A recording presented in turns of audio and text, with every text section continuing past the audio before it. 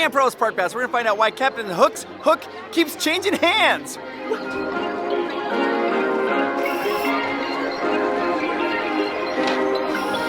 Perfect.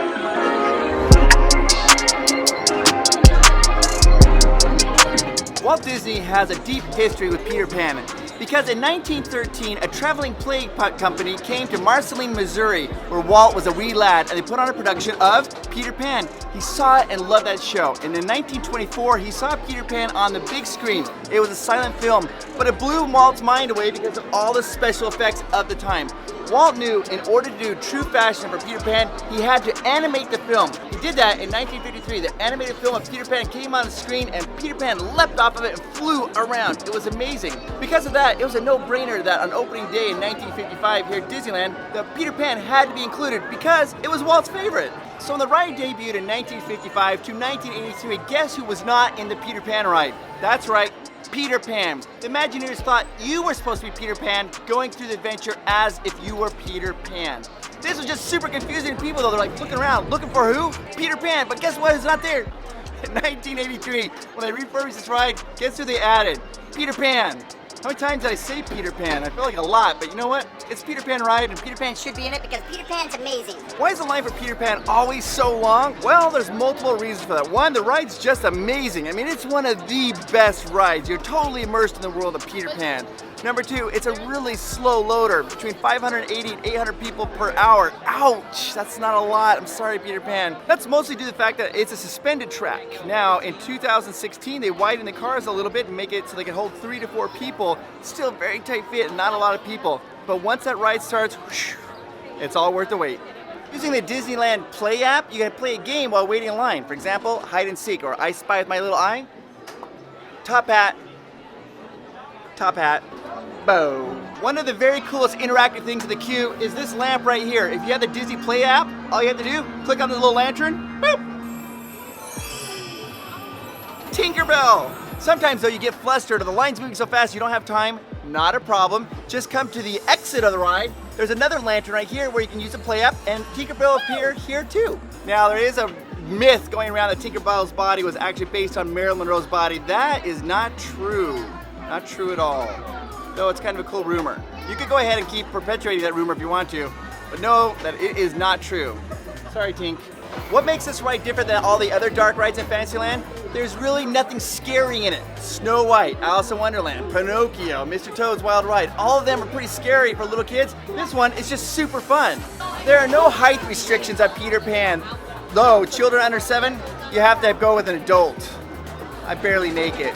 Here we go! When you're flying on the ship Peter Pan, you'll see Captain Hook's ship. If you look very carefully, in 2016, they added the little crocodile swimming around his ship. Which hand is Captain Hook's hook on? Well, that would depend on when you're looking, because in the movie, the hook is on his left hand, and on the mural for the ride, it's on his left hand. But when the Imagineers were making the ride of Peter Pan, they had Captain Hook and Peter Pan facing off in a duel, and Captain Hook is like this.